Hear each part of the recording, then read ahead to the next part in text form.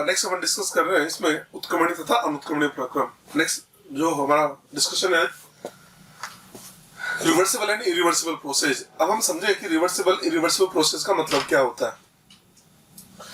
जैसे आपसे बोला जाए उत्क्रमणीय अनुत्क्रमणीय, तो आप यही समझते हैं सीधा सीधा कि उत्क्रमणीय का मतलब ये होता है कि जो दोनों डायरेक्शन में चले, अनुत्क्रमणीय का मतलब जो एक डायरेक्शन में चले, ठीक है।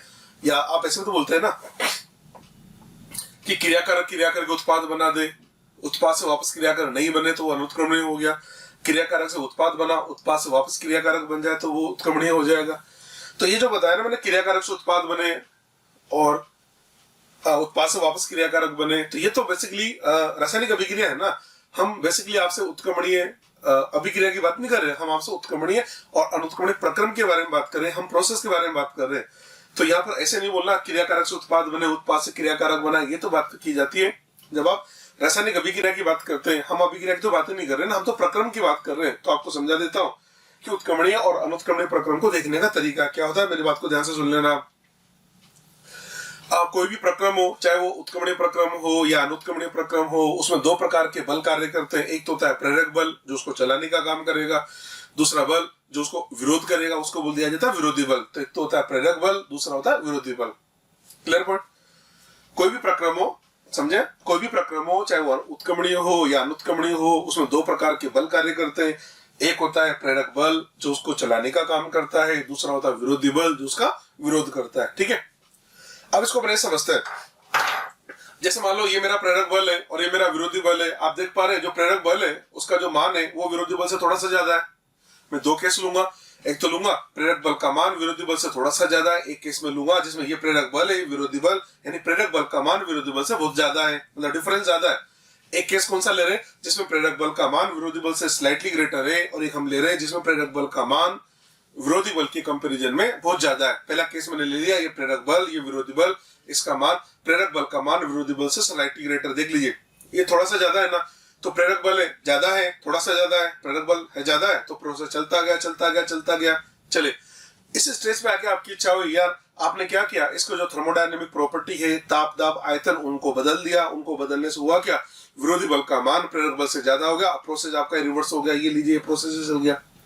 फिर आपकी इच्छा हुई आपने फिर इसको बदल दिया, तो ये लीजिए इससे ज्यादा हुआ, ये प्रोसीजर चल जाएगा। इसका मतलब आप इसको इसकी डायरेक्शन चेंज कर पा रहे हैं। उसका कारण क्या है कि जो प्रेरक बल है ना उसका जो मान है वो विरोधी बल से स्लाइटली ग्रेटर है, इसको इसकी डायरेक्शन चेंज कर पा रहे हैं। हाँ, अगर मान लो ये आपका प्रेरक बल है और ये विरोधी बल है, प्रेरक बल का मान विरोधी बल से बहुत अधिक है, तो बहुत अधिक है, ये प्रोसेस चलता गया चलता गया चलता गया। आप इसके ताप दाब आयतन को बदलना चाह रहे थे, पर ये जो प्रेरक बल है इसका मान इतना ज्यादा है कि इस बल का मान इससे ज्यादा हो नहीं पा रहा, इसका मान इसकी डायरेक्शन चेंज नहीं हो पा रही थी। वो बोलेंगे अनुत्क्रमणीय प्रक्रम हो गया। तो इनको देखने का तरीका क्या क्या है, इनको देखने का तरीका, अगर प्रेरक बल का मान विरोधी बल से थोड़ा सा ज्यादा है तो इस प्रकार का जो प्रक्रम होगा वो उत्क्रमणीय प्रक्रम कहलाएगा, और प्रेरक बल का मान विरोधी बल से बहुत अधिक है तो वो हमारा कहलाएगा अनुत्क्रमणीय प्रक्रम।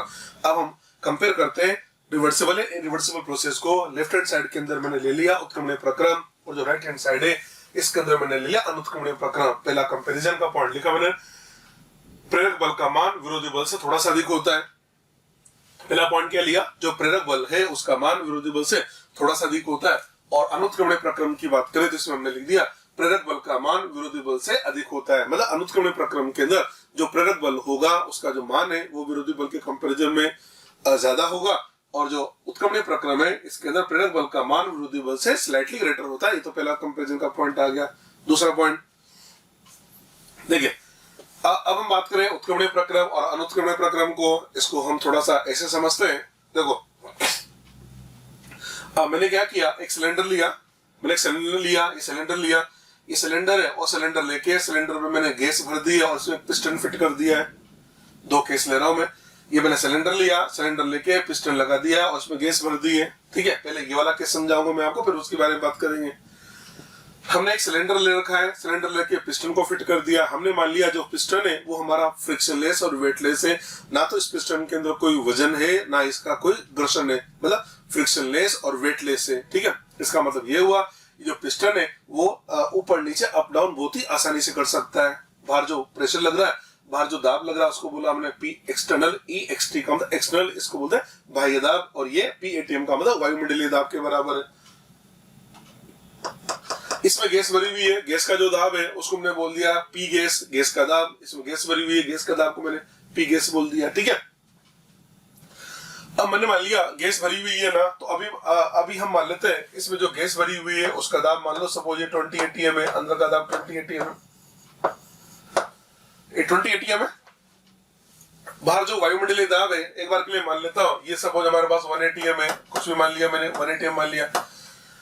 अगर आपने 1 atm मान लिया तो नियत दाब हो गया, तो बाहर का दाब कितना 1 atm है, अंदर का दाब कितना है 20 atm है। इसका मतलब 20 atm और 1 atm, तो ये जो है ना जो अंदर का दाब है 20 atm, ये तो क्या बनेगा, ये तो प्रेरक बल बन जाएगा। और जो बाहर का दाब है 1 atm, ये आपका विरोधी बल बन जाएगा।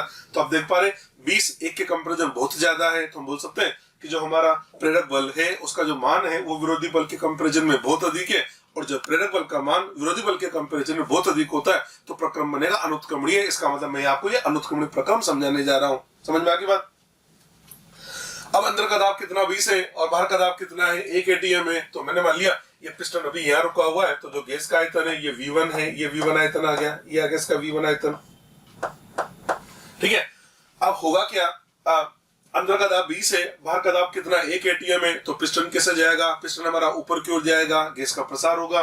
चलो जी पिस्टन ऊपर की ओर गया, और पिस्टन ऊपर की ओर जाके चलो जी पिस्टन यहाँ आके ये पिस्टन हमारा रुक गया, यहाँ पर आके रुक गया, ठीक है। अब मैंने मान लिया गैस का प्रसार हुआ, आयतन इसका V1 से लेके V2 तक हो गया, ये V1 से V2 तक हो गया। जैसे पिस्टन हमारा ऊपर जाएगा गैस का दाब कम होगा, दाब कम होते होते जैसे गैस का दाब 1 atm होगा, जैसे गैस का दाब 1 atm होगा, P2 बराबर कितना हो जाएगा 1 atm होगा। तो 1 atm होते होगा क्या, बाहर का दाब अंदर का दाब बराबर हो जाएगा, पिस्टन रुक जाएगा, ये पिस्टन रुक गया, V1 से V2 तक इसका प्रसार हो गया।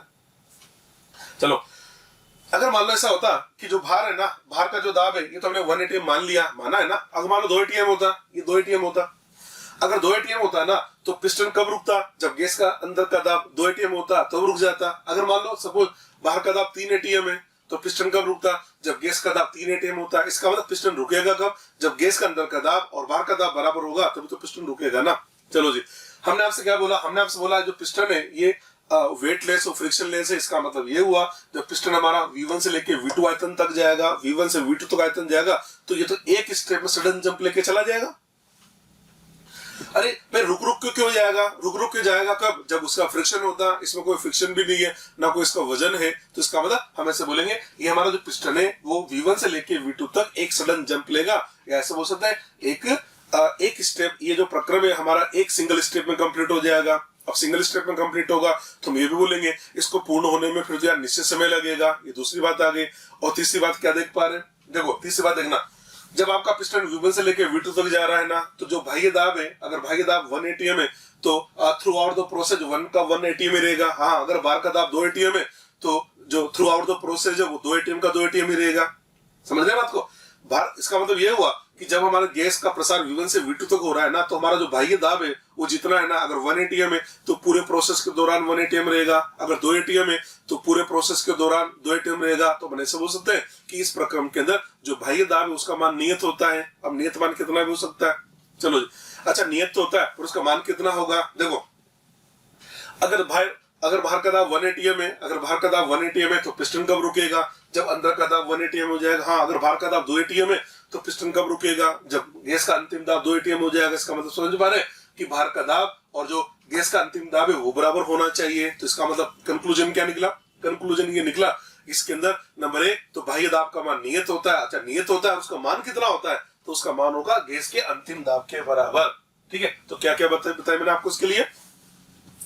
नंबर 1 सिंगल स्टेप में होगा, नंबर 2 एक निश्चित समय लगता है, नंबर 3 तीव्र प्रक्रम होता है, नंबर 4 बाह्य दाब का मान नियत होता है और जो भी होगा उसका मान गैस के अंतिम दाब के बराबर होगा। अब देखो ये जो प्रक्रम है ये तो सीधा स्टार्ट होगा और एंड होगा, इसमें कोई इंटरमीडिएट स्टेट ही नहीं है। तो इसका मतलब निकाय जो होगा एक तो प्रारंभिक अवस्था में साम्य पे होगा और एक अंतिम अवस्था में। इसका मतलब यहाँ जो साम्य है वो प्रारंभ में पाया जाएगा और इस साम्य हमारा अंतिम अवस्था में पाया जाता है। ठीक है, चलो जी अब इसके जो पॉइंट लिखे हैं उनको समझा देता हूं। अनुत्क्रमणीय प्रक्रम, पहला पॉइंट लिखा मैंने प्रेरक बल का मान विरोधी बल से अधिक होता है, बता दिया। दूसरा पॉइंट लिखा पी एक्सटर्नल बाह्य दाब का मान कांस्टेंट होता है, ये भी बता दिया।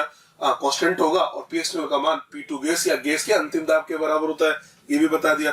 तीसरा पॉइंट एक पद में संपन्न होता है, ये भी आपसे बात कर ली है। चौथा पॉइंट संपन्न होने में निश्चित समय लगता है, ये भी मैंने आपको बता दिया। पांचवा पॉइंट वास्तविक प्रक्रम है, ये जो प्रक्रम है ये वो एक वास्तविक प्रक्रम होता है। और आपको पता है ये जितने भी प्राकृतिक प्रक्रम होते हैं ना, प्राकृतिक प्रक्रम जो प्रकृति में संपन्न होते हैं, जैसे प्रकृति में संपूर्ण है, जैसे जल का हाई लेवल से लो लेवल की ओर बहना, हीट का हाई टेम्परेचर से लो टेम्परेचर की ओर बहना, ये सब क्या है, ये सब प्राकृतिक प्रक्रम है और ये प्रक्रम होते हैं अनुत्क्रमणीय प्रक्रम। तो पांचवा पॉइंट क्या लिखा, वास्तविक प्रक्रम है सभी नेचुरल प्रोसेस इरिवर्सिबल होते हैं और जितने भी प्राकृतिक प्रक्रम होते हैं वो सब होते हैं अनुत्क्रमणीय प्रक्रम। सभी प्राकृतिक प्रक्रम अनुत्क्रमणीय प्रक्रम होते हैं, ये पांचवा पॉइंट बता दिया मैंने आपको, ठीक है। वास्तविक प्रक्रम है सभी नेचुरल प्रोसेस इरिवर्सिबल होते हैं, ठीक है। और एक पॉइंट और लिया हमने, छठा पॉइंट, इनमें निकाय प्रारंभिक तथा अंतिम अवस्था में साम्य पर रहता है, ये भी मैंने आपको बता दिया। इसमें जो निकाय होगा एक तो साम्य पर होगा, प्रारंभिक अवस्था में साम्य पर होगा और एक अंतिम अवस्था पर साम्य पर होगा। प्रारंभिक और अंतिम अवस्था में साम्य पर होते हैं, ठीक है जी। अभी तो मैंने आपको अनुत्क्रमणीय प्रक्रम के बारे में समझाया, अब मैं आपको उत्क्रमणीय प्रक्रम के बारे में समझाऊंगा। उत्क्रमणीय प्रक्रम के लिए मैंने क्या किया, वही सिलेंडर लिया, उसमें पिस्टन रख दिया है, ये तो मैंने काम किया ही किया। उसके अलावा मैंने इस पिस्टन के ऊपर छोटे छोटे स्मॉल साइज के नंबर ऑफ स्टोन्स रख दिए, लीजिए छोटे छोटे कंकड़ पत्थर इसमें बहुत सारे रख दिए हैं, ठीक है। अब जो बाह्य दाब होगा ना, अब जो बाह्य दाब होगा वो किसकी वजह से होगा, एक तो एटमॉस्फेयर दाब होगा, उसके अलावा पी स्टोन, इन स्टोन की वजह से भी दाब लगेगा। तो जो पी एक्सटर्नल है उसको मैंने लिखा P ATM plus P stone, ऐसे करके हमने लिख दिया। इसमें गैस भरी हुई है। सपोज मैंने मान लिया अभी हमारा पिस्टन रुका हुआ है, या अपन ऐसे बोल सकते हैं, हम इसको ऐसे बोल सकते हैं कि मेरा जो पी एक्सटर्नल है, ये जो मेरा पी एक्सटर्नल है और जो मेरा पी इंटरनल है दोनों बराबर है और दोनों का मान 20 एटीएम है। लीजिए मैंने मान लिया कि बाह्य दाब और आंतरिक दाब का मान बराबर है और उसका मान 20 एटीएम है, अंदर का दाब भी 20 एटीएम है और बाहर का दाब भी 20 एटीएम है। अब ये जो स्टोन है ना, स्टोन क्या है, इसका साइज बहुत ही छोटा है। अपन ये मान के चलते हैं कि जो एक स्टोन है इसकी वजह से, एक स्टोन को अगर हम हटाते हैं या इस पे स्टोन रखते हैं ना, तो इसकी वजह से दाब में बहुत ही कम परिवर्तन आएगा। सपोज दाब में डीपी का परिवर्तन आएगा और मैं मान लेता हूँ डीपी का मान 0.1 एटीएम है। ये मैंने मान लिया, रफ डाटा ले लिया है कुछ। इसको अपन ऐसे समझ सकते हैं, एक स्टोन हटाने का मतलब दाब का मान 0.1 एटीएम से कम कर दिया, एक स्टोन रखने का मतलब दाब का मान 0.1 एटीएम से बढ़ा दिया है। अब समझना, अभी हमने मान लिया अंदर का दाब बाहर का दाब दोनों बराबर है, पिस्टन रुका हुआ है, ठीक है जी। हमने क्या किया, हमने एक स्टोन को हटा के बाहर रख दिया, समझना भैया। अभी बाहर का दाब कितना था, 20 एटीएम था, आपने उसमें से एक स्टोन को हटा के बाहर रख दिया तो बाहर का दाब 20 से हो जाएगा 19.9। बाहर का दाब कितना हो गया, 19.9 हो गया। अंदर का दाब कितना, 20 है, अंदर का 20 है, बाहर का 19.9 है। होगा क्या, आपका पिस्टन थोड़ा सा ऊपर जाएगा और थोड़ा सा ऊपर जाके पिस्टन, जैसे आपका पिस्टन थोड़ा सा ऊपर गया, जैसे थोड़ा सा ऊपर गया, अंदर का जो दाब है वो 20 से कितना हो जाएगा, 19.9 एटीएम हो जाएगा। तो अंदर और बाहर दोनों का दाब 19.9 एटीएम हो गया। हमने बोला एक स्टेप कंप्लीट हो गई है, पता लगा उसके अंदर पिस्टन हमारा थोड़ा सा मूव किया और पिस्टन यहाँ से लेके यहाँ तक एक स्मॉल डिस्प्लेसमेंट हो गया।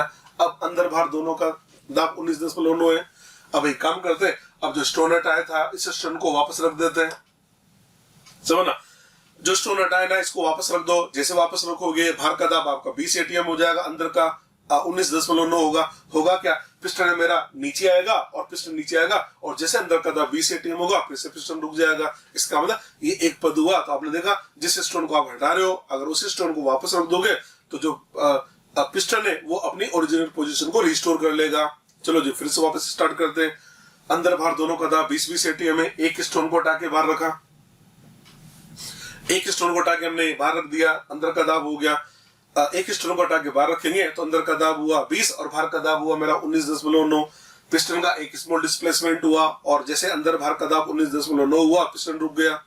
हमने फिर दूसरा स्टोन हटा के फिर साइड में रख दिया तो बाहर का दाब हो गया 19.8, अंदर का हो गया 19.9। 19.9 ये प्रेरक बल देगा, 19.8 विरोधी बल देगा। फिर क्या होगा, पिस्टन का स्मॉल डिस्प्लेसमेंट होगा और अंदर बाहर का दाब 19.8 होते पिस्टन फिर से रुक जाएगा। हम बोलेंगे दूसरी स्टेप कंप्लीट हो गई।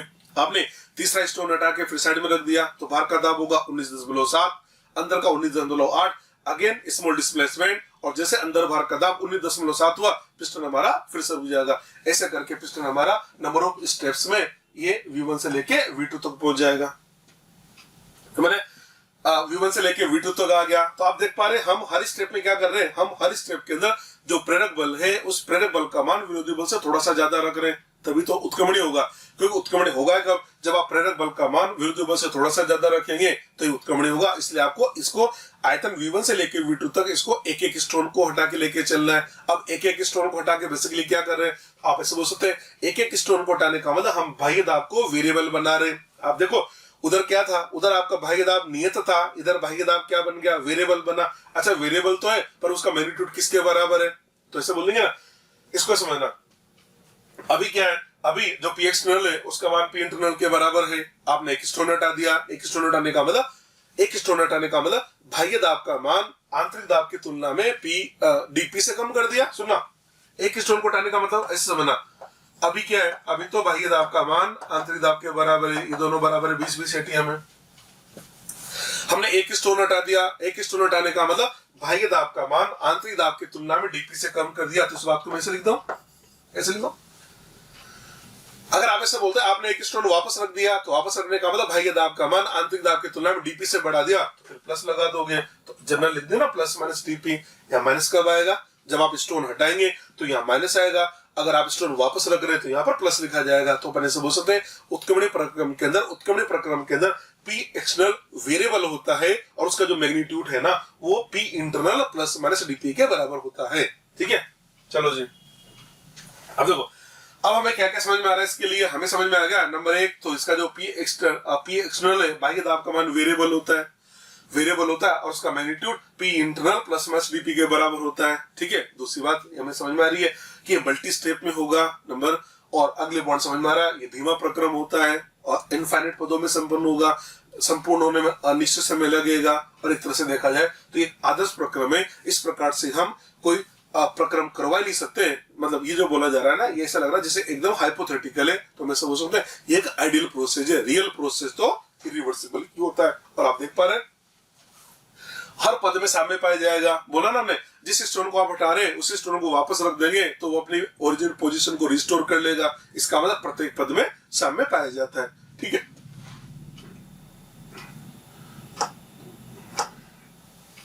देखिए उत्क्रमण प्रक्रम में पहला पॉइंट लिखा हमने, प्रेरक बल का मान विरोधी बल से थोड़ा सा अधिक होता है। दूसरा पॉइंट लिखा पी एक्सटर्नल वेरिएबल होता है और इसका मान पी एक्सटर्नल बराबर P internal plus minus DP के बराबर होता है। तीसरा पॉइंट अनेक पदों में संपन्न होता है। चौथा पॉइंट संपन्न होने में अनंत समय लगता है। और पांचवा पॉइंट लिखा एक आदर्श प्रक्रम है। ठीक है, नेक्स्ट लिखा निकाय किसी भी अवस्था पर साम्य पर रहता है या प्रत्येक पद में साम्य पाया जाता है। क्लियर पॉइंट, और ये भी बता दिया ये एक आइडियल प्रक्रम होता है। ठीक है, अब देखो आपको क्या करना है, आपको गैस को V1 से V2 तक लेके जाना है। एक गैस को आपको V1 से V2 लेके जाना है। ये देखो गैस यहाँ पर है, ये तो आयतन कितना है, ये आयतन V1 है, ये V1 आयतन है और V1 से इसको V2 लेके जाना है। मान लो यहाँ तक लेके जाना है। अब मैं आपको ये समझा देता हूँ, V1 से V2 ले जाने के दो रास्ते हैं। रास्ता नंबर एक, आप इसको एक एक स्टोन को हटा के लेके जाओ।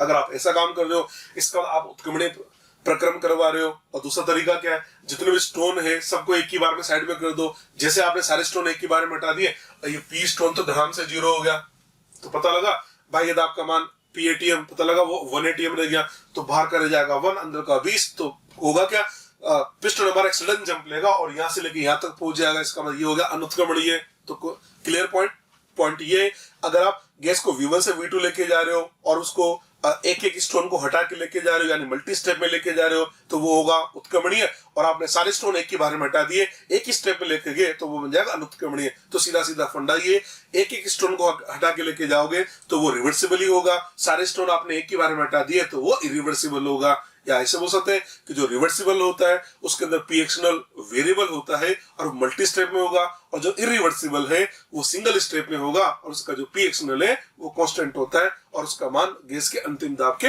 बराबर होता है। ये मैंने आपको रिवर्सिबल है इरिवर्सिबल के बारे में समझा दिया। तो दिमाग में बात फिट कर लो, जैसे आपसे रिवर्सिबल बोला जाए तो मल्टी स्टेप समझ लेना, जैसे आपसे इरिवर्सिबल बोला जाए आप उसको सिंगल स्टेप समझ लेना। क्लियर है? आगे बढ़ते हैं। अब हमने ये प्रक्रम के प्रकार आपको बता दिए, अब मैं आपको समझाने जा रहा हूं दाब आयतन वक्र। ये लीजिए दाब आयतन वक्र, पीवी कर्व बता देता हूं। हमने वाई स्केल पर हमने दाब ले लिया है और जो एक्स स्केल उस पर आयतन ले लिया है। दाब और आयतन की बात कर रहे हैं, ठीक है। एक लाइन मैंने ऐसे बना दी, ये लीजिए, इसका मतलब ये तो आयतन का स्केल है, तो ये समायतनिक प्रक्रम हो गया।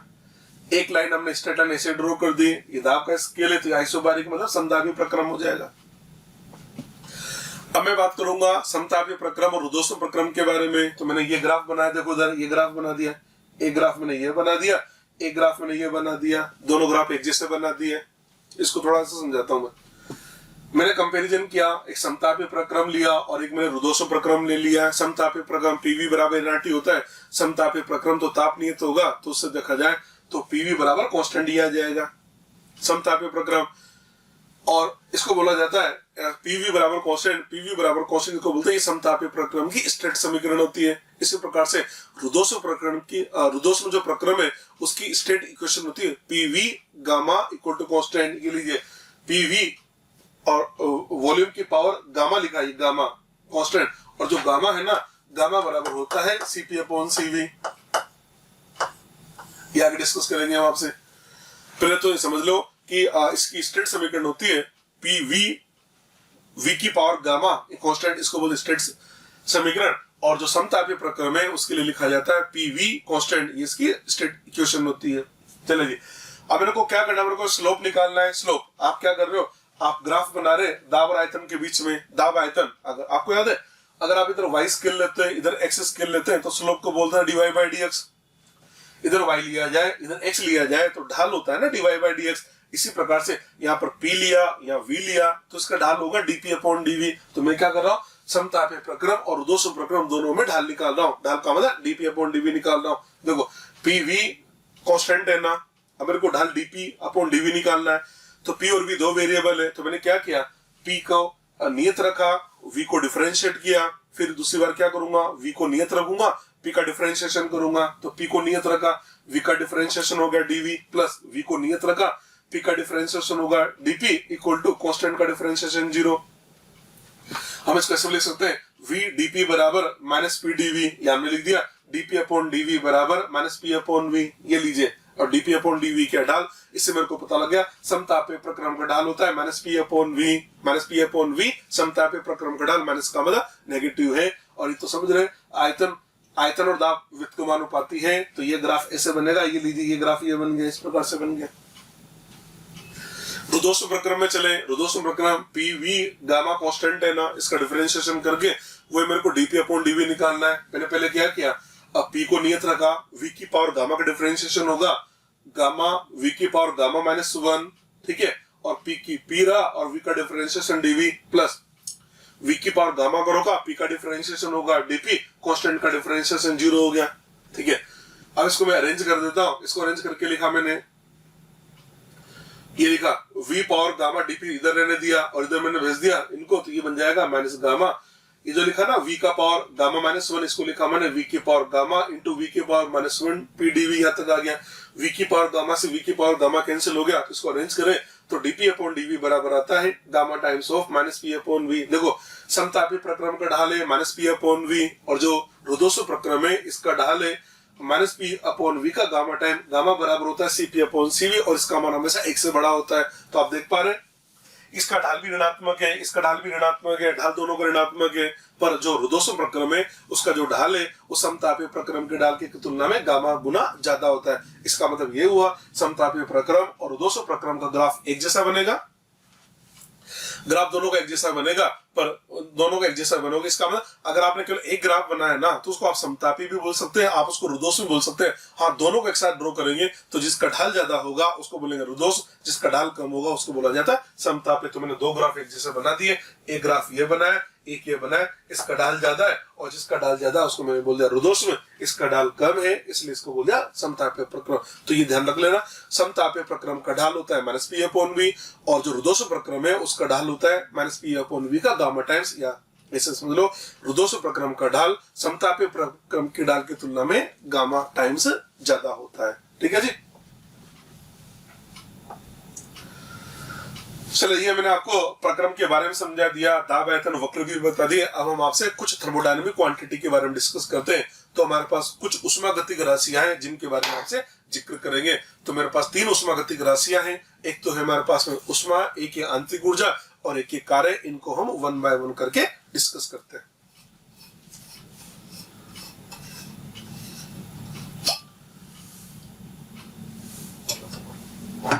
देखिए, हमारे पास 3 उष्मागतिक राशियां हैं। सबसे पहले क्या लेंगे हम? आंतरिक ऊर्जा। दूसरे नंबर पर लेंगे हम उष्मा और तीसरे नंबर पर लेंगे हम कार्य। आंतरिक ऊर्जा, इंटरनल एनर्जी, इसका सिंबल होता है ई, या इसको लिख दिया जाता है यू से। आंतरिक ऊर्जा नाम से पता लगा, आंतरिक का मतलब अंदर की ऊर्जा। तो आंतरिक ऊर्जा को कैसे डिफाइन किया गया है? ये बोलता है कि कोई भी पदार्थ हो या कोई भी निकाय हो, उसके अंदर जितनी भी प्रकार की ऊर्जा पाई जाती है, उन सबका जो एल्जेब्रिक सम होगा, उनका जो बीजगणितीय योग है, उसको बोल दिया जाता है उस पदार्थ की आंतरिक ऊर्जा। तो इसकी परिभाषा लिखी मैंने, किसी पदार्थ मतलब निकाय में निहित सभी प्रकार की ऊर्जाओं का योग आंतरिक ऊर्जा कहलाती है। अब पदार्थ में किस प्रकार की ऊर्जाएं पाई जाएगी? तो कोई भी पदार्थ या कोई भी निकाय है, उसके अंदर गतिज ऊर्जा होगी, उसके अंदर स्थितिज ऊर्जा होगी, उसके अंदर नाभिकीय ऊर्जा होगी, उसके अंदर इलेक्ट्रॉनिक ऊर्जा होगी। तो मैंने लिखा, इसका सिंबल ई और यू दोनों में से कुछ भी लिखा जा सकता है। तो जो आंतरिक ऊर्जा है वो किसके योग के बराबर होगी? गतिज ऊर्जा प्लस स्थितिज ऊर्जा प्लस नाभिकीय ऊर्जा प्लस इलेक्ट्रॉनिक ऊर्जा, इतने सारी ऊर्जाओं के योग के बराबर होगी। हाँ, इसमें पता है गतिज ऊर्जा ये भी अपने आप में 3 प्रकार की होती है। एक तो होती है कंपन की गतिज ऊर्जा, एक होती है घूर्णन की गतिज ऊर्जा और एक होती है स्थानांतरण की गतिज ऊर्जा। लीजिए, गतिज ऊर्जा भी 3 प्रकार की है। कंपन की गतिज ऊर्जा, दूसरा लिखा स्थानांतरण की गतिज ऊर्जा और तीसरा लिखा हमने घूर्णन की गतिज ऊर्जा। ये भी अपने आप में 3 प्रकार की है। इसका मतलब अगर कोई ये चाहता है कि आंतरिक ऊर्जा का यथार्थ मान ज्ञात करे तो उसको क्या करना पड़ेगा? इतनी सारी ऊर्जाओं को जोड़ना पड़ेगा। इतनी सारी ऊर्जाओं को जोड़ने के बाद हमको मिलेगी आंतरिक ऊर्जा। और हम ये बोलते हैं इतनी सारी ऊर्जाओं का यथार्थ मान ज्ञात, ये एक की ऊर्जा ज्ञात करना असंभव है, इसलिए बोल दिया जाता है आंतरिक ऊर्जा का यथार्थ मान ज्ञात करना असंभव है। और जब कभी भी ऐसा होता है कि किसी का यथार्थ मान ज्ञात नहीं कर पाते तो वहां पर निकाल जाएंगे परिवर्तन। तो हम हमेशा आंतरिक ऊर्जा में परिवर्तन निकालते हैं, कभी भी आंतरिक ऊर्जा का यथार्थ मान ज्ञात नहीं करते हैं। आंतरिक ऊर्जा का एग्जैक्ट मान ज्ञात करना असंभव है। कारण क्या देना है? ये अनेक प्रकार की ऊर्जाओं का योग होता है। ठीक है, आंतरिक ऊर्जा विस्तीर्ण गुणधर्म तथा अवस्था फलन है, ये तो आपको बता दिया था। ऊर्जा कोई सी भी हो, मास पर डिपेंड करेगा, मास पर डिपेंड करेगा तो विस्तीर्ण गुणधर्म होगा। तो आंतरिक ऊर्जा विस्तीर्ण गुणधर्म है, मास पर डिपेंड करेगा, उसके साथ साथ ये अवस्था फलन भी होता है। तीसरा पॉइंट, आंतरिक ऊर्जा परिवर्तन। आंतरिक ऊर्जा परिवर्तन बोला ना, यथार्थ मान ज्ञात नहीं कर सकते। जब यथार्थ मान ज्ञात नहीं कर पाएंगे तो परिवर्तन निकालेंगे। तो आंतरिक ऊर्जा परिवर्तन लिखा जाएगा डेल ई या लिखा जाएगा डेल यू। और डेल्टा ई क्या होता है? या तो आप E2 माइनस E1 लिख दो, या फिर आप E final minus E initial लिख दो, या आप चाहो तो EP माइनस ER लिख दो। EP का मतलब, P का मतलब प्रोडक्ट और R का मतलब रिएक्टेंट। प्रोडक्ट के आंतरिक ऊर्जा में से रिएक्टेंट के आंतरिक ऊर्जा को माइनस कर दो। और प्रोडक्ट रिएक्टेंट की बातें कब करेंगे? जब हमारे पास में होगी रासायनिक अभिक्रिया। ठीक है, चलिए जी, अब बात करें आदर्श गैस की आंतरिक ऊर्जा। आपको पता है जो आदर्श गैस है ना, आदर्श गैस का मतलब एक ऐसी गैस जिसके अंदर इंटरमोलिकुलर फोर्स ऑफ अट्रैक्शन नहीं होगा। जब इंटरमोलिकुलर फोर्स ऑफ अट्रैक्शन नहीं होगा तो केवल और केवल वहां पर मतलब स्थितिज ऊर्जा होगी नहीं, तो केवल और केवल गतिज ऊर्जा होती है। तो बोलते हैं कि जो आदर्श गैस होती है ना, उसकी आंतरिक ऊर्जा का मतलब केवल गतिज ऊर्जा, और गतिज ऊर्जा जो होती है ना वो केवल डिपेंड करती है ताप पर। इसलिए बोलते हैं कि आदर्श गैस की आंतरिक ऊर्जा का मान केवल और केवल ताप पर निर्भर करता है। ध्यान है, आदर्श गैस की आंतरिक ऊर्जा का मान ताप पर निर्भर करता है। आप इस बात का ध्यान रखें, आदर्श गैस की जो आंतरिक ऊर्जा है इसका मान डिपेंड करता है टेम्परेचर पर। ठीक है जी, चलो आगे बढ़ते हैं। ये हमने पहली उष्मागतिक राशि के बारे में आपसे बात करी, आंतरिक ऊर्जा। दूसरी उष्मागतिक राशि हम लेते हैं उष्मा, इसको बोलते हैं हीट और इसका सिंबल होता है क्यू। देखो, अब हीट या उष्मा का क्या तात्पर्य होता है? तो आपको एक बात बता देता हूं कि निकाय और परिवेश के मध्य, अब निकाय और परिवेश के मध्य ऊर्जा का आदान प्रदान होता है। निकाय और परिवेश के मध्य ऊर्जा का आदान प्रदान होता है। उस ऊर्जा के आदान प्रदान के बहुत सारे तरीके होते हैं, मोड होते हैं। यहाँ मोड का मतलब क्या है? मोड का मतलब समझिए, जैसे मान लो सपोज आप अपने हॉस्टल में रहते हैं, तो हॉस्टल से आपकी कोचिंग तक आने के लिए आपके पास बहुत सारे मोड होते हैं। आप पैदल आ सकते हैं, आप साइकिल से आ सकते हैं, आप ऑटो से आ सकते हैं। इसका मतलब आपको बहुत सारे मोड ऑफ ट्रांसपोर्टेशन होते हैं ना। इसी प्रकार से निकाय और परिवेश के मध्य जो ऊर्जा का आदान प्रदान होता है उसके बहुत सारे मोड होते हैं। उसमें से 2 इंपॉर्टेंट मोड होते हैं हमारे पास में, एक होता है उष्मा और दूसरा होता है कार्य। तो अगर आपसे कोई बोलते हैं ऊष्मा और कार्य क्या है तो बोल देना निकाय और परिवेश के मध्य ऊर्जा के आदान प्रदान के बहुत सारे तरीके होते हैं, बहुत सारे मोड होते हैं। उसमें से जो दो इंपॉर्टेंट मोड है, एक मोड हमारे पास है ऊष्मा और दूसरा मोड हमारे पास में है कार्य। अब हम पहले आपसे बात करेंगे ऊष्मा के बारे में। अगर निकाय और परिवेश का ताप अलग अलग है, निकाय और परिवेश का ताप अलग अलग है, तो उनके मध्य ऊर्जा का आदान प्रदान होता ऊष्मा के रूप में। हमने लिखा ऊष्मा तथा कार्य, निकाय तथा परिवेश के मध्य ऊर्जा के आदान प्रदान के तरीके, ये मैं आपको बात बोल चुका हूं। यदि निकाय तथा परिवेश भिन्न ताप पर हो तो उनके मध्य ऊर्जा का आदान प्रदान ऊष्मा के रूप में होगा। ये मैंने आपको समझा दिया है। मैंने मान लिया मेरे पास एक निकाय है, निकाय का ताप है T1 केल्विन और परिवेश का ताप है T2 केल्विन। अच्छा, इसका दोनों अलग अलग ताप पर है तो इनके मध्य ऊर्जा का आदान प्रदान ऊष्मा के रूप में होगा। और हमें से याद रखना, जो उच्च ताप पर होता है वो ऊष्मा त्यागता है और जो निम्न ताप पे होता है वो ऊष्मा को ग्रहण करता है। If T1 greater than T2, मैंने मान लिया निकाय उच्च ताप पर है, परिवेश हमारा निम्न ताप पर है, तो निकाय ऊष्मा उत्सर्जित करेगा और परिवेश ऊष्मा को ग्रहण करेगा। तो T1 greater than T2 है तो हमने लिखा निकाय ऊष्मा उत्सर्जित करेगा। अच्छा, चिन्ह की भी बात कर लेते हैं। ऊष्मा और कार्य की जब चिन्ह की बात आती है ना, तो यहाँ जो चिन्ह है वो देखा जाता है ऊर्जा के आधार पर। क्या देखना है, अगर निकाय की ऊर्जा में हानि हो रही है, निकाय की ऊर्जा में हानि हो रही है तो माइनस लगाना है, और अगर निकाय की ऊर्जा में वृद्धि हो रही है ना तो आपको प्लस लगाना है। अब निकाय अगर ऊष्मा उत्सर्जित करेगा तो ऊर्जा में तो हानि होगी ना, तो क्यू का चिन्ह नेगेटिव लेना है। तो निकाय ऊष्मा उत्सर्जित करेगा तो क्यू नेगेटिव लेना है। हाँ, अगर ऐसा है T1 T2 से छोटा है, यानी परिवेश उच्च ताप पर है और निकाय हमारा निम्न ताप पर है, तो परिवेश ऊष्मा उत्सर्जित करेगा और निकाय हमारा ऊष्मा को ग्रहण करेगा ना, तो निकाय ऊष्मा को अवशोषित करेगा और निकाय ऊष्मा अवशोषित करेगा, यानी उसकी ऊर्जा में वृद्धि होगी तो क्यू का चिन्ह आपको पॉजिटिव लेना है। और ये निकाय और परिवेश के मध्य ऊष्मा का आदान प्रदान कब तक चलेगा, जब तक दोनों का ताप बराबर नहीं हो जाता। जिसे दोनों का ताप बराबर होगा उसको बोलेंगे तापीय साम्यावस्था। T1 इक्वल टू T2 इसको बोल दिया जाता है तापीय साम्यावस्था। ये 3 पॉइंट है, ये लीजिए 3 पॉइंट मैंने आपको बता दिया। T1 T2 से बड़ा है, T1 T2 से बड़ा है तो निकाय ऊष्मा उत्सर्जित करेगा। T1 T2 से छोटा है तो निकाय ऊष्मा अवशोषित करेगा। ठीक है, और T1 बराबर T2 है तो इसको बोल दिया जाता है तापीय साम्यावस्था। ये हमने आपसे ऊष्मा के बारे में बात कर ली है। ठीक है जी। तीसरा जो है ऊष्मागतिक राशि, वो हमारे पास है कार्य वर्क, इसको W के लिखा जाता है। चलो कार्य के बारे में थोड़ा सा डिस्कस करते हैं। कार्य जो होता है ना बच्चों, कार्य दो प्रकार के होते हैं। एक तो होता है दाबायतन कार्य जिसको बोलते हैं PV वर्क, और दूसरा होता है नॉन PV वर्क। कार्य दो प्रकार के, एक तो होता है PV वर्क जिसको बोलते हैं, PV का मतलब दाबायतन कार्य, दूसरा होता है नॉन PV वर्क। और जो नॉन PV वर्क होता है ना, इसको बोलते हैं यूजफुल वर्क, इसको बोलते हैं उपयोगी कार्य। नॉन PV जो वर्क है इसी को बोला हमने उपयोगी कार्य। Clear point. PV वर्क, दाब आयतन कार्य की बात करें तो दाब आयतन कार्य के अंदर ये बोला जाता है कि दाब आयतन कार्य हो उसके लिए जरूरी है आयतन में परिवर्तन होना ही चाहिए। अगर आयतन में परिवर्तन नहीं हो रहा है इसका मतलब वो दाब आयतन कार्य हो ही नहीं सकता। तो लिखा हमने आयतन में परिवर्तन अनिवार्य है। जबकि जो नॉन PV वर्क है इसके लिए बोला जाता है आयतन में परिवर्तन अनिवार्य नहीं है, मतलब इसे कंपल्सरी नहीं है कि आयतन में परिवर्तन होगा, इसे हो भी सकता है नहीं भी हो सकता। हाँ, इसका मतलब दाब आयतन कार्य के होने के लिए जरूरी आयतन में परिवर्तन होना ही चाहिए, ये इसकी बेसिक रिक्वायरमेंट है। जबकि इसकी बेसिक रिक्वायरमेंट आयतन में परिवर्तन हो इसके लिए ऐसा कोई जरूरी नहीं है। चलो जी एक बात पूछते हैं, जैसे मान लो किसी गैस का प्रसार होता है या गैस का संपीड़न होता है, तो गैस के प्रसार और गैस के संपीड़न में क्या जरूरी है क्या आयतन में परिवर्तन हो से? ये तो बिल्कुल जरूरी है। गैस का प्रसार होगा या संपीड़न होगा तो आयतन में परिवर्तन तो होगा ही होगा। इसलिए बोल दिया जाता है ये जो गैस के प्रसार के कार्य होते हैं, गैस के जो संपीड़न के कार्य होते हैं ना, ये बेसिकली होते ही दाब आयतन कार्य। तो दाब आयतन कार्य का उदाहरण है गैस के प्रसार और संपीड़न के कार्य। तो जितने भी ऐसे कार्य होते हैं ना, गैसों के प्रसार के कार्य, गैसों के संपीड़न के कार्य, ये सब हमारे दाब आयतन कार्य के उदाहरण होते हैं। ये तो हो गया दाब आयतन कार्य के उदाहरण। अब मैं लूंगा नॉन PV वर्क के उदाहरण, मेरे को एग्जांपल ही समझने हैं। नॉन PV वर्क का जो पहला एग्जांपल है वो मैंने लिया विद्युत कार्य, इलेक्ट्रिकल वर्क। देखो जैसे आपने देखा होगा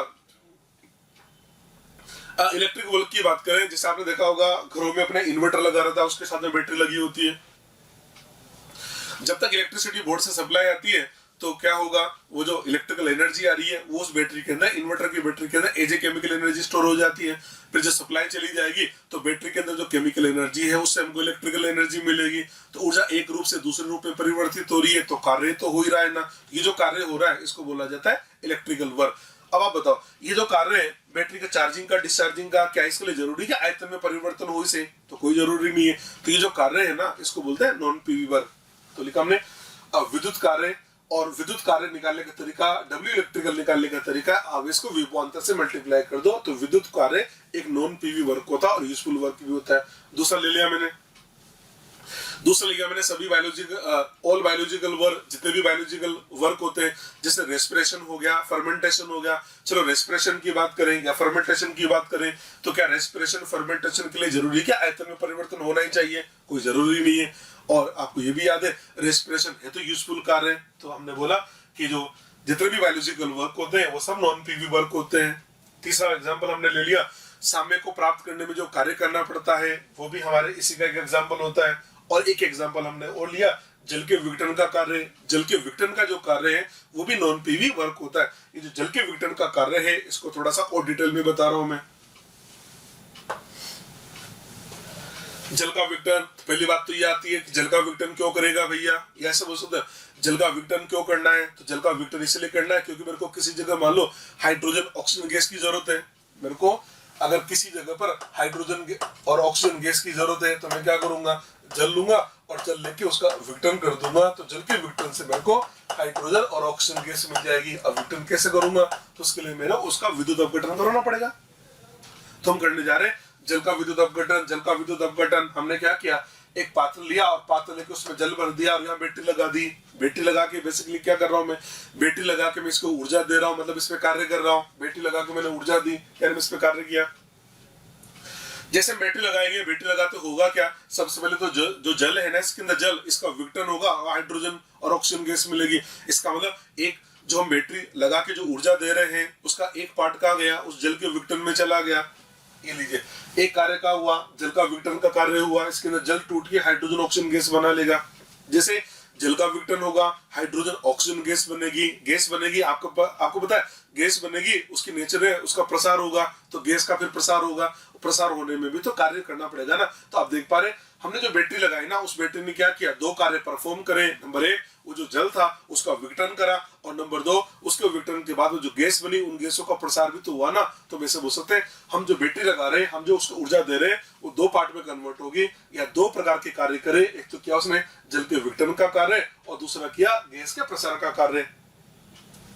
अच्छा, आप जल का विघटन क्यों करना चाह रहे थे, गैस के प्रसार करने के लिए, या मतलब आप विद्युत अपघटन क्यों करना चाह रहे थे? तो आप विद्युत अपघटन क्यों करना चाह रहे थे, जल के विघटन के लिए, गैस के प्रसार के लिए? तो यार हम तो जल के विघटन के लिए करना चाह रहे थे ना, गैस का प्रसार तो हमको साइड में मिल गया, उसका तो हम कुछ कह नहीं सकते।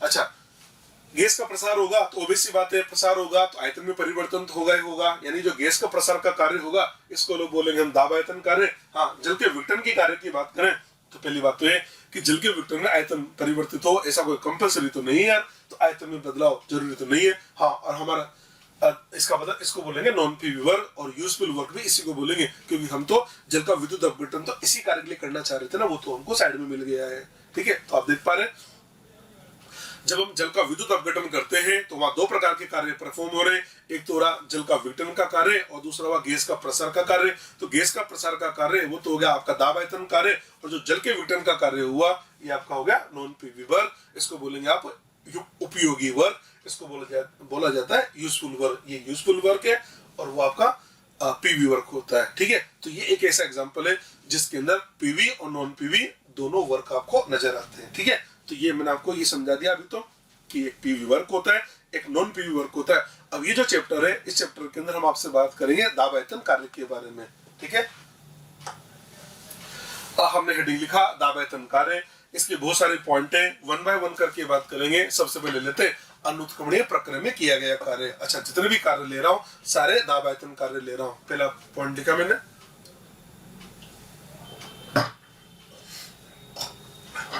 हमारा सबसे पहला कार्य वॉगनर इन इरिवर्सिबल प्रोसेस, अनुत्क्रमणीय प्रक्रम में किया गया कार्य। देखिए, अब अनुत्क्रमणीय प्रक्रम है तो obvious सी बात है एक सिंगल स्टेप में पूरा होगा। अनुत्क्रमणीय प्रक्रम है, इरिवर्सिबल है।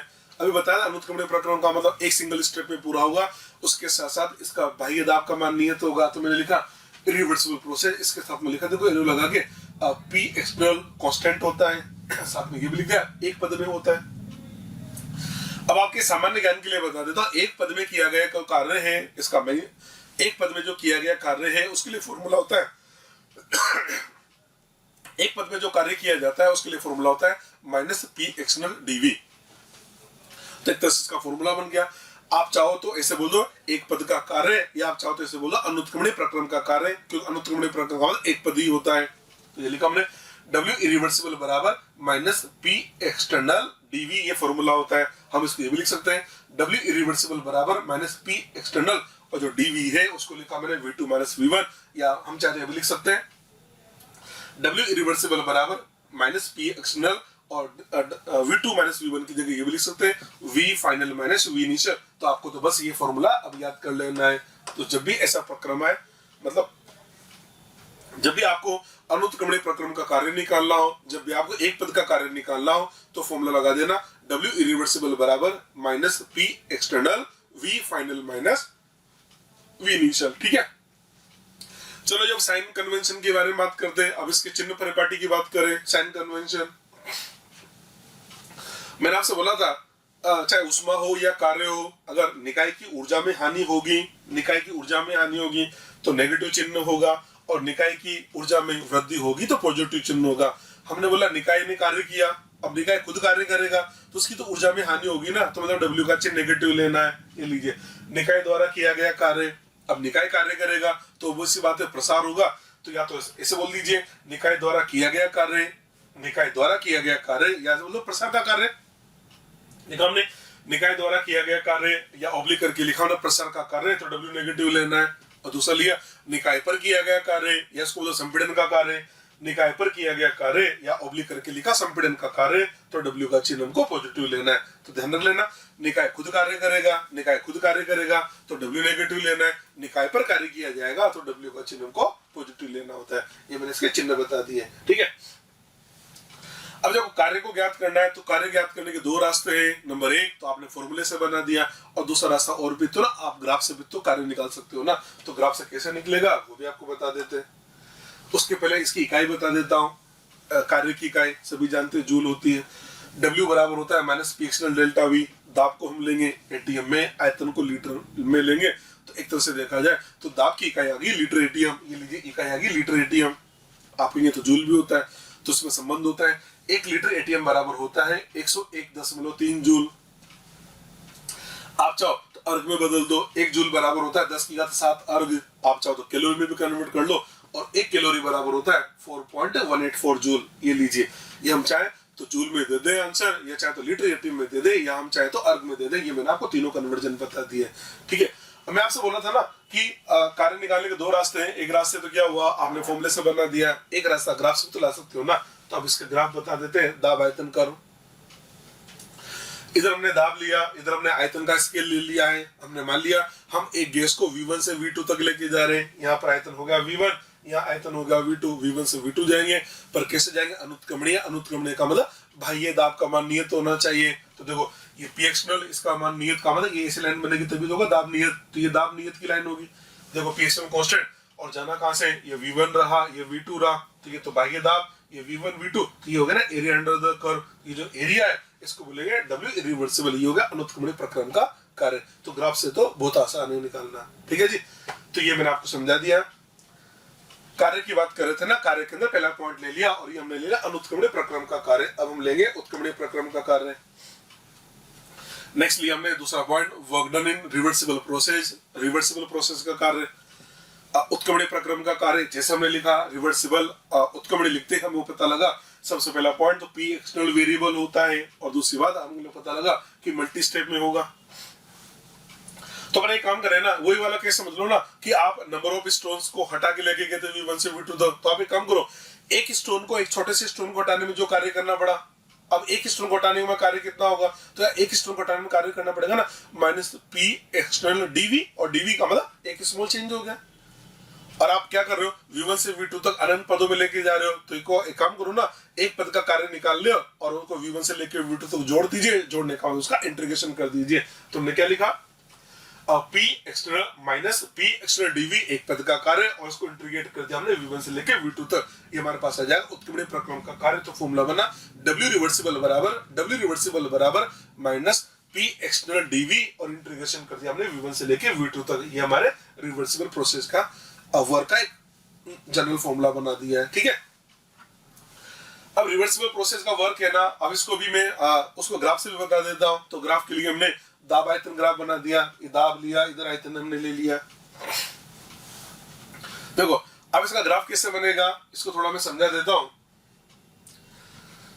याद करते हैं, आपने बोला अंदर का दाब बाहर का दाब 20-20 ATM है। ठीक है, इधर रफ में काम कर लेता हूं मैं। इधर दाब का स्केल ले लिया हमने और इधर हमने आयतन का स्केल ले लिया। आपने बोला अंदर का दाब और बाहर का दाब कितना, 20-20 ATM में पिस्टन ढुका हुआ है। सपोज ये आयतन V1 ग्रहण कर रखा है और 20 ATM, ये मैंने मान लिया 20 ATM, यहाँ पर 20 ATM। ठीक है, अब आपने क्या काम किया, आपने एक स्टोन को उठा के साइड में रखा, एक स्टोन को उठा के साइड में रखने का मतलब बाह्य दाब का मान थोड़ा सा कम कर दिया। देखो उधर दाब का मान थोड़ा सा कम कर दिया, तो दाब का मान थोड़ा सा कम कर दिया, नीचे आ जाओ। जैसे आप दाब का मान थोड़ा सा कम करेंगे, हमारा पिस्टन ऊपर जाएगा, आयतन थोड़ा सा बढ़ेगा, ये लीजिए आयतन बढ़ गया, ये लीजिए बढ़ गया। ये बोला हमने एक स्टेप कंप्लीट हो गई, एक स्टेप कंप्लीट हो गई। अब हमने क्या किया, दूसरा स्टोन उठा के साइड में रखा, दूसरा स्टोन उठा के साइड में रखने का मतलब बाह्य दाब का मान आपने थोड़ा सा कम कर दिया, ये लीजिए कम करने का मतलब ये नीचे आके दाब का मान कम कर दिया, तो पिस्टन ऊपर जाएगा, आयतन थोड़ा बढ़ेगा, ये लीजिए दूसरी स्टेप हो गई, ये हो गया पहली स्टेप, ये दूसरी स्टेप, ऐसे ही तीसरी स्टेप, चौथी एंड सो ऑन। तो ऐसे बोला था मल्टी स्टेप में जाना है। अब ये तो आपको दिखाने के लिए हमने इतना बड़ा गैप दिखा दिया, अदरवाइज तो बोलते ना कि ड्राइविंग फोर्स का मैग्नीट्यूड अपोजिंग से स्लाइटली ग्रेटर है। इसका इन सभी लाइन को अगर हम ड्रॉ करें ना, तो ये एक तरह से इस टाइप की लाइन नजर आ जाती है, ये लाइन नजर आ जाती है। ये बोल देंगे यहाँ आयतन हमारा V1 है और यहाँ आयतन V2 है। ठीक है, तो इसी प्रकार का मैंने ग्राफ बना दिया, इसको मैं इरेज कर देता हूँ। ठीक है, आप देख सकते हैं इधर, ये देखो, ये तो दाब का स्केल है, ये आयतन का स्केल है, ये मैंने लाइन बनाया। देखो बच्चों, ये लाइन बना दिया, ये मेरा px, ये वेरिएबल आ गया, px वेरिएबल आ गया, यहाँ से तक आ गया। इसको बोला ये V1 आयतन हो गया, ये V2 आयतन हो गया। तो ये जो एरिया बना दिया, ये एरिया, इस एरिया को बोल दिया, ये एरिया बनेगा W रिवर्सिबल, ये रिवर्सिबल का कार्य आ गया। यहाँ आयतन V1 है, तो जहाँ आयतन V1 होगा वहाँ दाब का मान P1 होगा। यहाँ आयतन V2 है, जहाँ आयतन V2 है वहाँ दाब का मान P2 होगा। ये लीजिए ग्राफ बन गया और ये बता रहा P एक्सटर्नल वेरिएबल होता है और इसमें हम V1 से V2 की ओर जा रहे हैं। इसका मतलब ये प्रसार को बता रहा है। अगर संपीड़न करना हो तो अभी संपीड़न में क्या करेंगे, इसमें स्टोन हटा रहे थे ना, संपीड़न में क्या करें, एक एक स्टोन करके वापस रख देंगे। तो संपीड़न बहुत आसान है, दाब और आयतन। देखो ग्राफ वो का वही बनेगा, बस इसके एरो की डायरेक्शन चेंज कर दी। ये लीजिए, ये संपीड़न को बता रहा है। देखो पहले आयतन V1 था, अब आयतन V2 हो गया और ये क्या बता रहा है, संपीड़न को एरिया अंडर द कर्व, ये जो एरिया ये बताएगा W रिवर्सिबल। ये आयतन V1 है, जहाँ आयतन V1 होगा वहाँ दाब का मान P1 होगा। ये आयतन V2 है, तो यहाँ दाब का मान P2 होगा। ये आपका संपीड़न का हो गया और ये आपका प्रसार का ग्राफ हो गया। आप देख पा रहे हैं, ये वाला जो एरिया है और ये जो वाला एरिया बराबर आ रहा है। इसका मतलब ये हुआ कि जो रिवर्सिबल प्रोसेस जो होता है ना, रिवर्सिबल प्रोसेस के अंदर प्रसार का कार्य और संपीड़न का कार्य दोनों का मैग्नीट्यूड तो बराबर है, केवल उनका साइन अलग अलग आ रहा है। ठीक है जी, ये मैंने आपको दूसरा पॉइंट समझा दिया। तीसरे पॉइंट पे लेके चलते हैं। तीसरा पॉइंट बेसिकली मैंने क्या किया, ये आपको जो अभी रिवर्सिबल इरिवर्सिबल के बारे में जो समझा है ना, इसका कंपैरिजन कर रहे हैं। मतलब कंपैरिजन ये कर रहे हैं कि हमने एक गैस का V1 से लेके V2 तक प्रसार करवाया। हम बेसिकली कंपैरिजन कर रहे हैं, हम बेसिकली तुलना कर रहे हैं। और तुलना क्या कर रहे हैं, हम एक गैस को V1 से लेके V2 तक लेके जा रहे हैं, V1 से V2 लेके जा रहे हैं। एक बार V1 से V2 तक हम लेके जा रहे हैं रिवर्सिबली, एक बार हम V1 से V2 लेके जा रहे हैं इरिवर्सिबली, और फिर देखना चाह रहे हैं कार्य किसमें ज्यादा प्राप्त होगा। समझ लेना, सबसे पहले तो मैं प्रसार का केस ले रहा हूं, जब गैस का प्रसार हो रहा है। इसका मतलब हम एक गैस का V1 से V2 तक प्रसार करवा रहे हैं, एक बार प्रसार करवा रहे उत्क्रमणीय रूप से, एक बार प्रसार करवा रहे अनुत्क्रमणीय रूप से, फिर कार्य को कंपेयर करेंगे। देखो इधर ये दाब और आयतन, ये बात मैं ग्राफ से समझाऊंगा आपको। सबसे पहले मैं रिवर्सिबल की बात कर रहा हूँ, तो रिवर्सिबल के लिए देखो इधर ये मैंने लाइन ड्रॉ करी, ये तो P एक्सटर्नल वेरिएबल आ गया, ये V1 हो गया, ये V2 हो गया। तो ये जो एरिया है, ये वाला जो एरिया है, इसको बोला एरिया अंडर द कर्व, ये हो जाएगा W रिवर्सिबल। ये तो रिवर्सिबल का कार्य आ गया। ये आयतन V1 है तो यहाँ पर दाब P1 होगा, यहाँ पर आयतन V2 है तो यहाँ पर दाब होगा हमारा P2। ये तो मैंने समझा दिया। रिवर्सिबल अब मैं समझाने जाऊंगा इरिवर्सिबल। मैंने आपसे बोला था इरिवर्सिबल क्या होगा। इरिवर्सिबल के अंदर बाह्य दाब का मान नियत होता है और उसका मान गैस के अंतिम दाब के बराबर होगा। इसका जो गैस का अंतिम दाब होगा वही हमारा बाह्य दाब होगा। गैस का अंतिम दाब का मतलब P2, यानी जो P2 है ना वो एक तरह से पी एक्सटर्नल होता है। तो यार P2 तो ये रहा, इसका यही होगा हमारा P external. P2 P external बराबर हो गया। इसका मतलब एक तरह से पी एक्सटर्नल की लाइन ये बन गई। ये लीजिए येलो से जो लाइन बना है ये पी एक्सटर्नल आ गया, ये तो पी एक्सटर्नल आ गया और ये आ गया V1 और ये V2 आ गया। तो एरिया तो ये वाला आ जाएगा, येलो जो एरिया बना रखा है। इसका मतलब ये जो येलो वाला जो एरिया दिखाई दे रहा है ना, ये आपका कौन सा एरिया आ गया, ये तो इरिवर्सिबल का एरिया आ गया। और ये जो वाला एरिया दिखा रखा हमने ये किसका आ गया, रिवर्सिबल का। आप देख सकते हैं एरिया कौन सा ज्यादा है, तो बोल देंगे रिवर्सिबल का जो वर्क है वो इरिवर्सिबल से ज्यादा होता है। तो ध्यान रखना जब गैस का प्रसार करवाते हैं आपने क्या किया, एक गैस का V1 से लेकर V2 तक प्रसार करवाया। एक बार करवाया उत्क्रमणीय रूप से, एक बार करवाया अनुत्क्रमणीय रूप से। तो बोल देना उत्क्रमणीय प्रक्रम में कार्य अनुत्क्रमणीय प्रक्रम से ज्यादा प्राप्त होगा जब गैस का प्रसार होगा। इसी का दूसरा केस लूंगा, गैस का संपीड़न हो रहा है। ये लीजिए इधर दाब इधर आयतन हमने ले लिया है। संपीड़न पहले उत्क्रमणीय समझा रहा हूँ। उत्क्रमणीय देखो उधर ये वाला जो एरिया है ये लीजिए, ये बता रहा पी एक्सटर्नल वेरिएबल है और ये एरो मैंने इधर बना दिया है, ये एरो इधर बना रखा है। तो इसका एरिया देखा जाए तो ये V1 आ गया और ये आपका V2 हो गया। तो ये जो हमने बना रखा ना, ये लीजिए ये जो ग्रीन कलर से जो बना रखा है ना, ये आ गया W रिवर्सिबल, ये आ गया रिवर्सिबल वर्क। यहाँ पर आयतन V1 है, आयतन V1 है तो यहाँ पर दाब होगा P1, यहाँ आयतन V2 है तो दाब का मान होगा P2। ये तो हो गया रिवर्सिबल। अब इसमें ढूंढेंगे हम इरिवर्सिबल अनुत्क्रमणीय। अनुत्क्रमणीय क्या बोला था, अनुत्क्रमणीय पी एक्सटर्नल कांस्टेंट होता है, उसका मैग्नीट्यूड गैस के अंतिम दाब के बराबर होगा। गैस का अंतिम दाब तो ऊपर है P2, तो इसका मतलब यही होगा पी एक्सटर्नल। तो पहले तो मैंने पी एक्सटर्नल की लाइन बनाई, ये लाइन ये आ गया पी एक्सटर्नल। ये तो हो गया पी एक्सटर्नल और ये हो गया V1 और ये हो गया V2। तो ये जो पूरा येलो बना दिया शेडेड एरिया, ये पूरा एरिया बताएगा W इरिवर्सिबल। आप देख पा रहे हैं इरिवर्सिबल का वर्क रिवर्सिबल से ज्यादा प्राप्त हो रहा है। तो इरिवर्सिबल का वर्क रिवर्सिबल से ज्यादा होता है। तो अब रिजल्ट याद कर ले बच्चा, तेरे तो रिजल्ट ही काम आएगा। ये जो बता रहे नहीं तरह से कोई नहीं पूछने वाला है, तो रिजल्ट याद कर ले। जब गैस का प्रसार होता है, सुन लेना, जब गैस का प्रसार होता है तो उत्क्रमणीय प्रक्रम का कार्य अनुत्क्रमणीय से अधिक होता है, और जब गैस का संपीड़न होता है तो अनुत्क्रमणीय प्रक्रम का कार्य उत्क्रमणीय प्रक्रम से अधिक होता है। ये रिजल्ट आपके काम का है, बस आपको इसको याद रख लेना है। ठीक है जी, समझाने का तरीका ये ग्राफ से बता दिया। एग्जाम में ग्राफ वगैरह आपसे नहीं पूछा जाता है, आपको तो रिजल्ट याद होना चाहिए। ठीक है जी। फोर्थ पॉइंट हम ले रहे work done in isothermal reversible process. अब हम ले रहे समतापीय उत्क्रमणीय प्रक्रम में किया गया कार्य। आ जाइए, W रिवर्सिबल उत्क्रमणीय प्रक्रम का कार्य का फॉर्मूला बताया था minus P external DV V1 से लेकर V2 ये बताया था। आपको ये भी बता दिया कि जो रिवर्सिबल प्रोसेस होता है उसको पी एक्सटर्नल होता है P internal plus minus DP. और आपको ये भी बता रखा है डीपी वेरी स्मॉल होता है। अगर ये वेरी स्मॉल है तो बोल सकते हैं जो पी एक्सटर्नल है वो लगभग पी इंटरनल के बराबर होगा। पी इंटरनल का मतलब गैस का दाब, तो इसकी जगह लिखा पी गैस। तो मैंने क्या किया, जो पी एक्सटर्नल है उसकी जगह हटा के पी गैस लिख दिया, तो बन गया minus integrating from V1 to V2 P DV यहाँ तक आ गया। आदर्श गैस समीकरण होती है पीवी बराबर एनआरटी। यहाँ से पी का मान रखा जाए तो पी बराबर आएगा एनआरटी अपॉन वी। तो जो पी है इसको हटा के जगह हमने रखा एनआरटी अपॉन वी। ये यहाँ तक पहुंच गए अपन। एन मोल है, मोल नियत होता है। आर गैसीय स्थिरांक नियत होता है। समतापी प्रक्रम है तो ताप भी नियत होगा। तीनों को बाहर निकाल दिया तो आ जाएगा dv upon v integrating from v1 to v2। और आप जानते हैं dv अपॉन v का इंटीग्रेशन होता है log v और लिमिट रखेंगे v1 से v2। तो ये बन जाता है w बराबर minus N R T. L N का मतलब होता है natural log v2 upon v1। ये हम लिख सकते हैं W बराबर minus 2.303 NRT log V2 upon V1। ये मैंने क्या किया, log को E बेस से 10 बेस में बदल दिया। E बेस को 10 बेस में बदलने के लिए उसको 2.303 से मल्टीप्लाई कर देते हैं। तो फॉर्मूला याद कर लो आप। तो W बराबर minus 2.303 NRT log V2 upon V1। समतापीय प्रक्रम है तो आप ये भी समझते होंगे, समतापीय प्रक्रम के अंदर V2 अपॉन V1 बराबर होता है P1 अपॉन P2। तो मैं इसकी जगह ये भी लिख सकता हूँ W बराबर minus 2.303 NRT log P1 upon P2। ये भी लिख सकते हैं।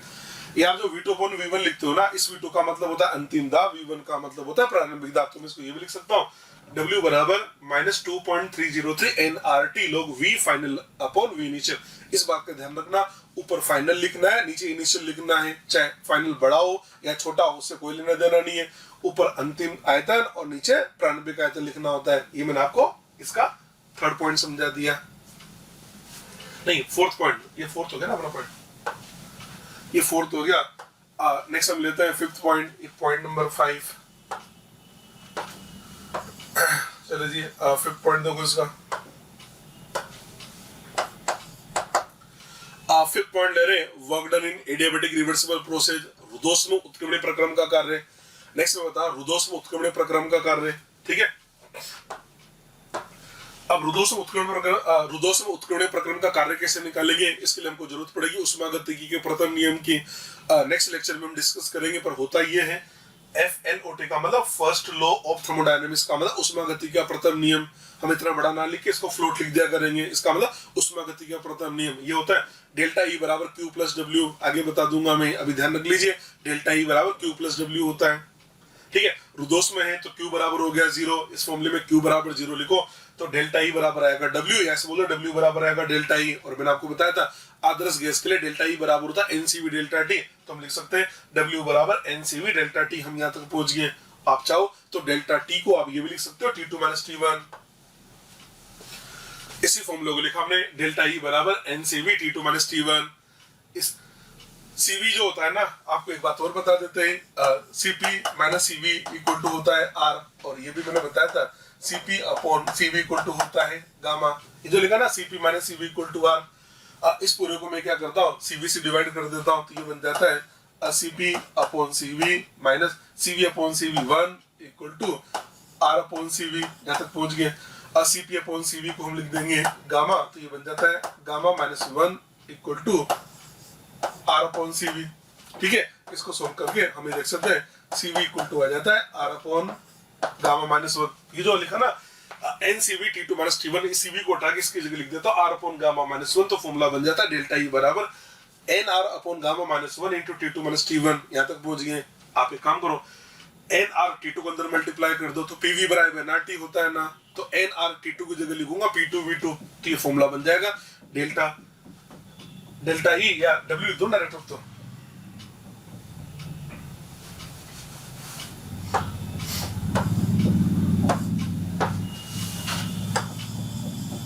W बराबर लिख देते डायरेक्ट, डेल्टा E W बराबर हो गया।